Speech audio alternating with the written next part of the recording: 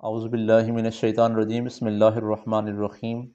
اللہ رب العزت کی توفیق سے اور مصطفیٰ کریم علیہ السلام کی نگاہ کرم سے اور مرشد کریم کی دعاؤں اور توجہ سے معلوماتی سلسلہ کے اندر ماہ رمضان کی پرنور ساعتوں کے اندر ایک مرتبہ پھر ہم حاضر ہیں۔ آج جس نئے سلسلے کا ہم آغاز کر رہے ہیں بڑا دلچسپ سلسلہ ہے۔ معلومات قرآنیہ کے حوالہ سے قرآنی واقعات پر مشتمل دلچسپ سیریز اور سلسلہ جس کا ہم آغاز کر رہے ہیں۔ اس کا مقصد یہ ہے کہ ہمارا قرآن سے اپنے تعلق کو مضبوط کر لیں، قرآن سے اپنے ٹوٹے ہوئے رشتے کو پھر سے بحال کر لیں اور فضول قصے کہانیاں سننے اور پڑھنے کے بجائے قرآنی واقعات کو سنیں اور پڑھیں، تاکہ قرآن کے فیض و برکات سے ہم مستفید ہو سکیں اور اپنے دامن کو مالا مال کر سکیں۔ اس حوالہ سے آج کا ہمارا پہلا جو واقعہ ہے وہ بڑا اہم واقعہ ہے قرآن کا، گائے کا واقعہ، بقرہ کا واقعہ، جس کا ذکر قرآن کے اندر آیا ہے۔ قرآن کریم کی سب سے بڑی سورۃ البقرہ ہے، جس کے 8ویں رکوع کے اندر اس واقعے کا ذکر ہوا ہے، اور اسی مناسبت سے اللہ تعالیٰ نے اس سورہ مبارکہ کا نام سورۃ البقرہ رکھا ہے۔ اور واقعہ یوں ہوا، جس کا ذکر مختلف تفاسیر کے اندر ملتا ہے۔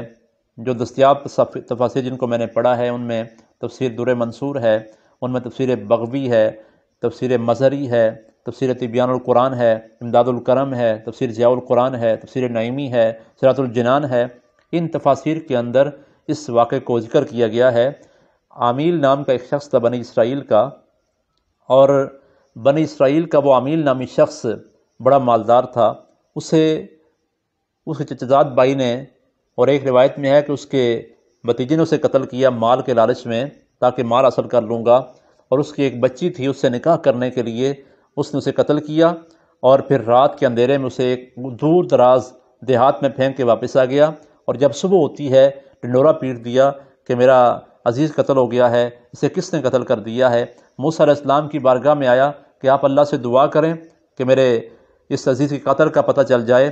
موسیٰ علیہ السلام نے اللہ کی بارگاہ میں دعا کی، اللہ کی بارگاہ سے آواز آئی، جواب ملا، موسیٰ ان لوگوں سے کہہ دو کہ ایک گائے ذبح کریں، اور گائے کو ذبح کرنے کے بعد جسم کا ایک ٹکڑا مقتول پر ماریں، وہ زندہ ہو جائے گا، وہ بتائے گا کہ اس کا قاتل کون ہے۔ جب موسیٰ علیہ السلام نے لوگوں سے کہا کہ آپ ایسا کریں، گائے ذبح کریں، ان لوگوں نے کہا کہ گائے ذبح کرنے اور مقتول کے ساتھ اس واقعے کا آپس میں مناسبت کیا ہے، اس کا تعلق کیا ہے، آپ ہم سے مذاق کر رہے ہیں۔ بہرحال موسیٰ علیہ السلام کے کہنے پر انہوں نے گائے ذبح کرنے کا ارادہ کیا، اور پھر اپنی طرح سے سوالات کرنے شروع کر دیے، حجت بازی شروع کر دی کہ وہ گائے کیسی ہو، اس کا رنگ کیسا ہو، اس کی کیفیت کیسی ہو۔ بہرحال مختلف سوالات کرنے شروع کر دیے، اور اپنے لیے سختی پیدا کر دی، سخت معاملات ان کے ساتھ پیش آنا شروع ہو گئے۔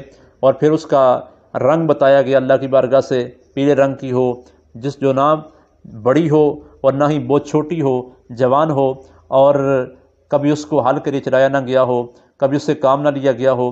بہرحال اس کے لیے مختلف صفات اس کی اور نشانیاں بیان کر دی گئی۔ اب یہ سارا کچھ کیوں ہوا ہے؟ اس میں اللہ کے بڑے راز ہیں، بڑی حکمت ہے، جس کو علماء نے لکھا ہے۔ اور ایک واقعہ یہاں پر یہ ہے کہ وہ گائے کس کی تھی جس کے اندر یہ صفات پائی جا رہی تھی؟ وہ ایک اللہ کا نیک پرہیزگار بندہ تھا، جس کا ایک ہی بچہ تھا، اور اس کے ہاں ایک چھوٹی سی بچیاں تھی۔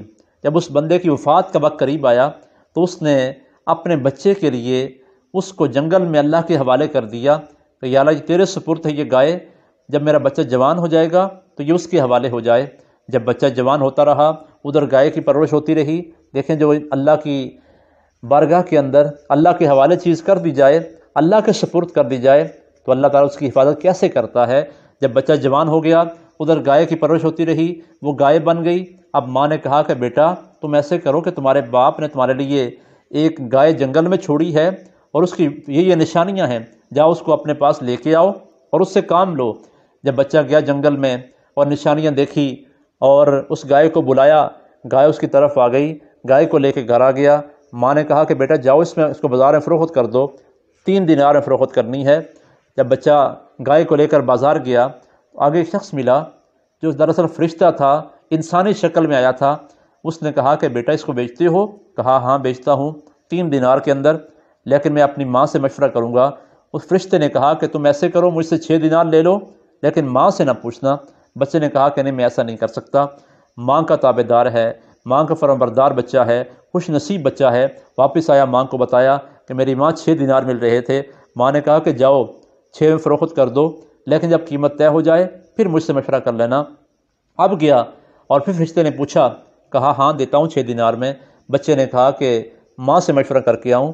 فرشتے نے کہا کہ نہیں، تم مجھ سے 12 دینار لے لو لیکن ماں سے نہیں پوچھنا۔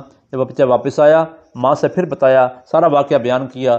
ماں نے کہا بیٹا جاؤ، وہ کوئی فرشتہ معلوم ہوتا ہے جو تمہاری آزمائش کے لیے، تمہارے امتحان کے لیے آیا ہے، اس سے پوچھ لو جا کے کہ ہم اس گائے کو فروخت کریں یا نہ کریں۔ بچہ گیا، فرشتے سے پوچھا تو اس نے کہا کہ ابھی فروخت نہ کرو، عن قریب ایک وقت ایسا آنے والا ہے کہ بنی اسرائیل کو اس گائے کی ضرورت پڑے گی، ان صفات کی حامل گائے کہیں اور ان کو نہیں ملے گی، اور اس کو بیچنا تم اس طرح کہ ان سے کہنا کہ ہمیں اس گائے کی کھال کے اندر سونا بھر کر دیا جائے، تب ہم فروخت کریں گے۔ وہ وقت آیا، وہ لوگ تلاش کرتے کرتے آگے اور قیمت طے ہوئی، اور روایت میں آتا ہے، ایک روایت میں یہ مفسرین نے لکھا ہے کہ اس گائے کے وزن سے 10 گنا زیادہ سونا دے کر اس گائے کو فروخت کیا گیا۔ بہرحال وہ گائے لے کر گئے، وہ گائے اس کو ذبح کیا، اس کے جسم کا ایک ٹکڑا، مختلف روایات ہیں کہ زبان کا ٹکڑا تھا یا اس کے دم کا ٹکڑا تھا، دم کی ہڈی تھی یا اس کے ران کی ہڈی تھی، بہرحال اس کے جسم کا ایک ٹکڑا، ایک ہڈی مقتول پر ماری گئی، وہ زندہ ہوا، اس کے گلے سے خون کا فوارہ جاری ہو گیا، اور اس نے بتایا کہ میرا قاتل وہی ہے جس نے دعویٰ کیا ہے، جو دعویٰ لے کر موسیٰ علیہ السلام کی بارگاہ میں گیا ہے وہی میرا قاتل ہے، جو اس کا عزیز تھا، رشتہ دار تھا، لیکن مال کے لالچ کے اندر، دولت کے لالچ کے اندر، عورت کے لالچ کے اندر اس نے اپنے عزیز کو قتل کیا، لیکن نہ مال ملا نہ عورت ملی، اور اپنی جان سے بھی گیا، اور قصاص کے اندر اس کو قتل کر دیا گیا۔ یہ قرآنی واقعہ ہے، جسی مناسبت سے سورۃ البقرہ کا نام بھی بقرہ رکھا گیا ہے۔ اللہ تعالیٰ کی بارگاہ میں دعا ہے کہ مالک ہمیں قرآنی واقعات کو دلچسپی کے ساتھ پڑھنے کی، سننے کی توفیق عطا فرمائے۔ اللہ پاک ہمیں ماہ رمضان کے اندر قرآن سے اپنے تعلق کو مضبوط کرنے کی توفیق عطا فرمائے۔ امید ہے آپ کو یہ واقعہ پسند آیا ہوگا، اور آئندہ بھی آپ ان واقعات کو سنتے رہیں گے۔ اللہ تعالی ہم سب کو عمل کرنے کی توفیق نصیب فرمائے۔ وما علینا الا البلاغ المبین۔